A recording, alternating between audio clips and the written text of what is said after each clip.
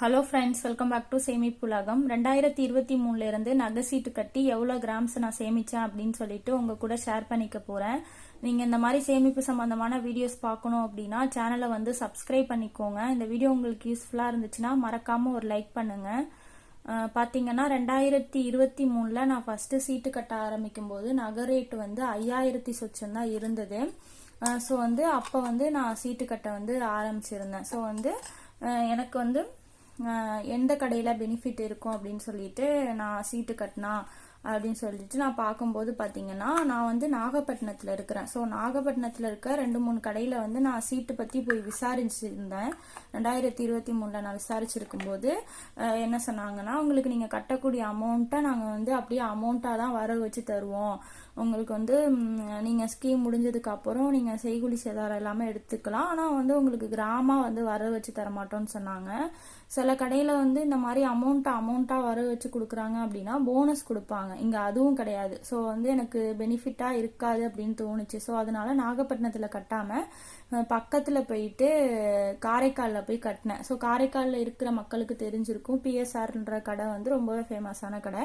அங்க வந்து நான் தாலி செயினை வந்து வாங்கியிருந்தேன் என் கல்யாணத்துக்கு அப்புறம். ஸோ அதனால அங்கேயே போயிட்டு சீட்டு கட்டலான்னு சொல்லி முடிவு பண்ணி கேட்கும்போது அங்க என்ன சொன்னாங்கன்னா, நீங்க கட்டக்கூடிய அமௌண்ட்டை உங்களுக்கு கிராமா வந்து வர வச்சு கொடுத்துருவோம், வேஸ்டேஜ் இல்லாம எடுத்துக்கலாம். ஆனா செய்கூலி சேதாரம் வந்து உங்களுக்கு சில நகைகள், குறிப்பிட்ட நகைகள் தான் நீங்க எடுக்க முடியும், எல்லா நகையும் எடுக்க முடியாதுன்னு சொல்லியிருந்தாங்க. ஜிஎஸ்டி உண்டு அப்படின்னு சொல்லியிருந்தாங்க. ஸோ ஓகே, நாகப்பட்டினத்தை கம்பேர் பண்ணும்போது இது ஓகேவா எனக்கு பட்டதுனால நான் பிஎஸ்ஆர்ல வந்து கட்ட ஆரம்பிச்சேன். ஃபர்ஸ்ட் நான் ஒரு 2000 ரூபாய் சீட்டு கட்டினேன். 15 மாசம் கட்டும்போது எனக்கு ஒரு 6 கிராம் கிட்ட சேர்ந்து இருந்துச்சு. நம்ம ஃபர்ஸ்ட் மாசம் கட்டும்போது இருக்கிற ரேட்டே எல்லா மாசமும் இருக்காது. மாசம் கொஞ்சம் கொஞ்சம் ரேட் ஏறிக்கிட்டே தான் இருக்கும். ஸோ எனக்கு டோட்டலா 6 கிராம் சேர்ந்து இருந்தது. பட் ஆனா இப்ப இருக்கிற மாதிரி ராக்கெட் வேகத்துல எல்லாம் தங்கத்தோட விலை அப்ப ஏறல, கொஞ்சம் கொஞ்சமா தான் ஏறிச்சு. இப்பதான் ரொம்ப ஏறிட்டு இருக்கு. ஸோ வந்து எனக்கு அந்த 6 கிராமுக்கு பாத்தீங்கன்னா இந்த கை செயின் வந்து நான் ஃபர்ஸ்ட் வாங்கிட்டேன். இந்த கை செயினுக்கு வந்து வேஸ்டேஜ் வந்து உங்களுக்கு ஒரு 7% அந்த மாதிரி வந்து போட்டிருந்தாங்க. ஸோ வந்து உங்களுக்கு ஸ்கீம்ல அதிகபட்சம் நீங்க 8% வரைக்கும் எடுத்துக்கலாம், அதுக்கு மேல எடுக்க முடியாதுன்னு சொல்லிட்டாங்க.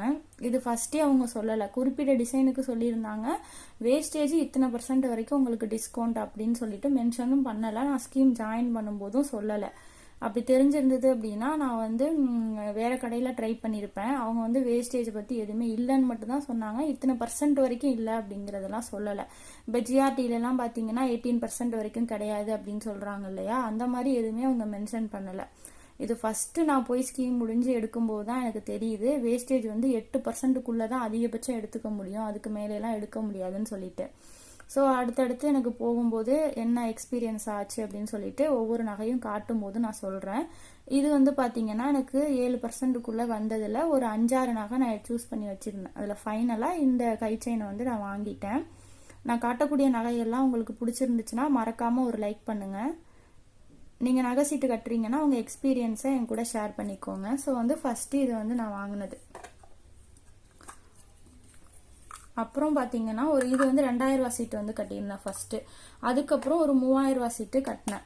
ஸோ வந்து 3000 ரூபாய் சீட்டுக்கு பாத்தீங்கன்னா நான் கட்டும் போது கோல்டு ரேட்டு கொஞ்சம் ஏறிட்டு 6000 கிட்ட வந்துருச்சு. ஃபர்ஸ்ட் 5000 சொச்சம் இருந்தது, அப்புறம் 6000 சொச்சம் வந்துட்டு. ஸோ நான் 2வது டைம் கட்டும் போது அப்பயும் அந்த 15 மாசத்துல பாத்தீங்கன்னா மந்த்லி ஒரு கொஞ்சம் குறிப்பிட்ட தொகை வந்து ஏறிக்கிட்டே தான் இருந்தது. டோட்டலா 15 மாசம் முடிஞ்சதுக்கு அப்புறம் 6 கிராம் கிட்ட எனக்கு சேர்ந்து இருந்துச்சு 15 மாசத்துக்கு அப்புறம். ஸோ அந்த 6 கிராமுக்கு என்ன எடுக்கலாம் அப்படின்னு சொல்லி பார்க்கும்போது யோசிச்சுட்டு இருந்தேன். கை செயின் எடுத்துட்டோம், வேற என்ன 6 கிராமுக்கு எடுக்க முடியும்னு சொல்லிட்டு. அப்புறம் அவங்க கடையில உள்ளவங்க சொன்னாங்க, லைட் வெயிட்ல செயின்லாம் இருக்கு, சார்ஜ் செயினை நீங்க செக் பண்ணி பாக்குறீங்களா அப்படின்னு சொல்லி கேட்டாங்க.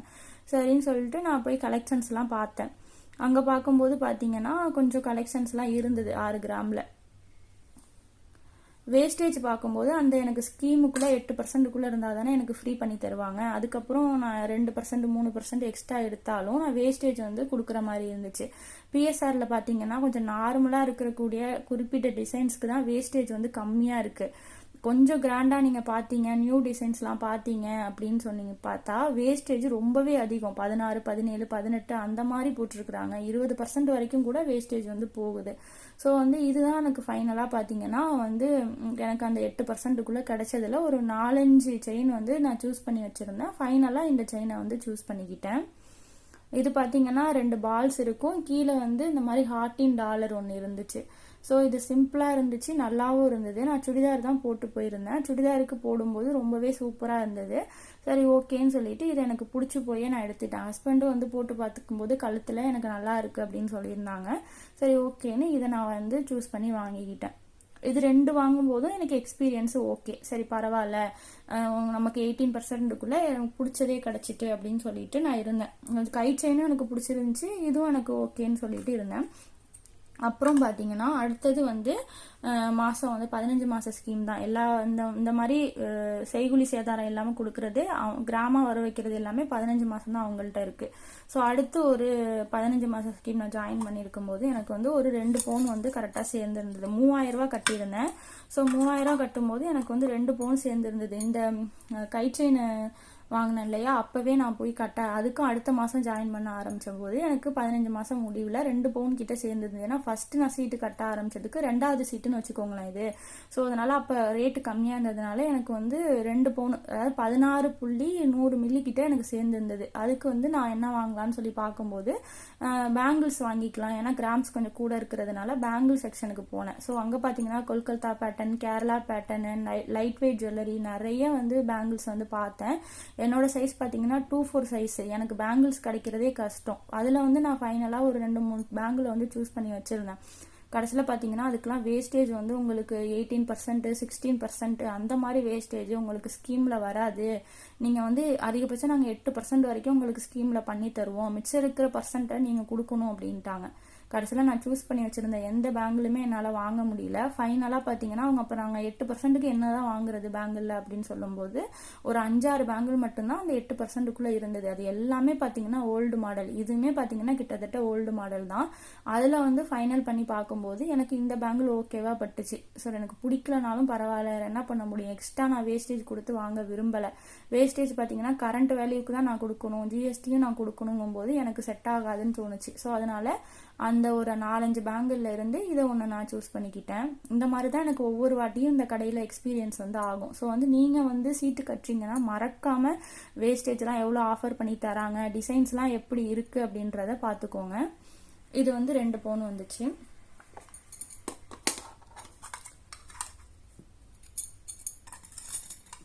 அடுத்தது பார்த்தீங்கன்னா சீட்டு கட்டும்போது எனக்கு ஒரு 3.5 சவரன் சேர்ந்து இருந்தது. ஸோ அந்த 3.5 சவரனுக்கு நான் பெருசாக ஏதாவது நகை வாங்கலான்னு சொல்லி தான் பிளான் பண்ணி போயிருந்தேன்.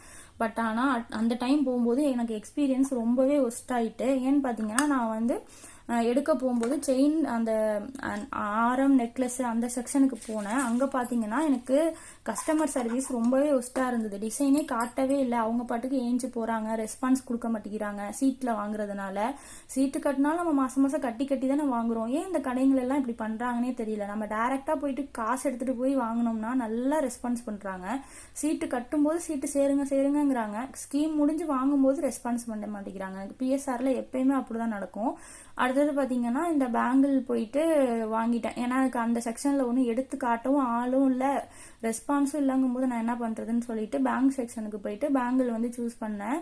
அந்த பேங்கிள் வாங்கும்போது என்ன நடந்ததோ அதே தான் இந்த பேங்கிள்லேயும் நடந்தது. அப்புறம் ஃபைனலாக இந்த பேங்கிள் வந்து சூஸ் பண்ணேன். இது வந்து ஒரு 2 பவுன். சரி 3.5 சவரனில் எனக்கு 2 சவரன் வந்து இந்த பேங்கிளுக்கே போயிடுச்சு. மீதி 1.5 சவரனுக்கு என்ன வாங்கினேன் அப்படின்றத அடுத்தடுத்து உங்கள்கிட்ட காட்டுறேன்.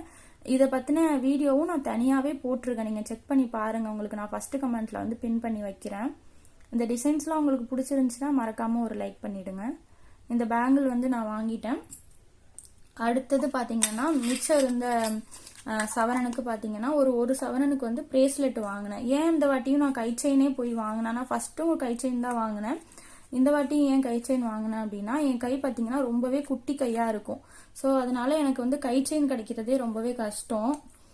அதனால வந்து நான் என்ன முடிவு பண்ணியிருந்தேன்னா இந்த வாட்டியும் வந்து கை செயினே வாங்கிக்கலாம்னா, போன டைம் வாங்கும்போது அந்த கை செயின் பார்த்தீங்கன்னா நான் கட் பண்ணி தான் வாங்குற மாரி இருந்துச்சு. அதனால இந்த வாட்டியும் நம்ம கை செயினே வந்து வாங்கிக்கலாம் அப்படின்னு சொல்லி டிசைன்ஸ் வந்து பார்த்துட்டு இருந்தேன். பார்த்துட்டு இருக்கும்போது பார்த்தீங்கன்னா பார்த்துட்டு இருக்கும்போது இந்த கை செயின் வந்து எனக்கு அட்ஜஸ்ட் பண்ற மாதிரி இருந்துச்சு. ஃபர்ஸ்ட் வாங்கினது வந்து கை செயின் எனக்கு போட்டு பார்த்தேன், அது கரெக்டா இருக்க மாதிரி தான் இருந்துச்சு. வீட்டுக்கு வந்து பார்க்கும்போது அந்த ஃபர்ஸ்ட் வாங்கின கை செயின் எனக்கு பத்தல. அப்புறம் போய் நான் திரும்ப கட் பண்ணி வாங்கிட்டு வந்தேன். இந்த வாட்டி நம்ம என்ன பண்ணலாம்னா நல்லதா ஒரு கை செயின் வந்து வாங்கலாம் அப்படின்னு சொல்லிட்டு பார்க்கும்போது இதை அட்ஜஸ்ட் பண்ணிக்கலாம், நம்ம சைஸுக்கு ஏற்ற மாதிரி அட்ஜஸ்ட் பண்ணிக்கலாம். என் கை ரொம்ப சின்னதா இருக்கிறதுனால சரின்னு சொல்லிட்டு இது பிடிச்சிருந்தது, எனக்கு அட்ஜஸ்ட் பண்றது டைப் இருந்ததுனால இதுவும் கொஞ்சம் டிசைன் வந்து ஓகேவா இருந்தது எனக்கு. ஏன்னா அந்த 8%க்குள்ள பார்க்கும்போது 4-5 டிசைன் சூஸ் பண்ணி வச்சு ஃபைனலா இந்த டிசைனை வந்து பால் டிசைனே நான் சூஸ் பண்ணி வந்து வாங்கினேன். என் கை ரொம்ப ஒல்லியா இருக்கிறதுனால எனக்கு வளையல், பிரேஸ்லெட்டு, மோதிரம் அந்த மாதிரி எதுவுமே கிடைக்காது என் கை சைஸுக்கு. உங்களுக்கு இந்த மாதிரி எக்ஸ்பீரியன்ஸ் இருந்துச்சுன்னா கமெண்ட்ல தெரியப்படுத்துங்க. இந்த பிரேஸ்லெட் வந்து நான் வாங்கினேன். 2 பவுன் வந்து வளையல், 1 பவுன் பிரேஸ்லெட் போயிடுச்சு. மீதி வந்து பாத்தீங்கன்னா 1/2 பவுன் இருக்கு. அந்த 1/2 பவுனுக்கு பாத்தீங்கன்னா தோடு வந்து ஒரு 3 கிராம் வாங்கிட்டேன். 3 கிராம் தோடும் ஒரு கிராம்ல ரிங்கும் வாங்கினேன். ஸோ வந்து தோடு பாத்தீங்கன்னா இந்த தோடு தான் 3 கிராமுக்கு நான் சூஸ் பண்ணியிருந்தேன். தோடு செக்ஷன்ல பாத்தீங்கன்னா அந்த வேஸ்டேஜ் பத்தி அவங்க எதுவும் பேச மாட்டேங்கிறாங்க. சீட்டுனாலும் ஓரளவுக்கு எடுத்து காட்டுறாங்க, அது ஏன்னு எனக்கு தெரியல.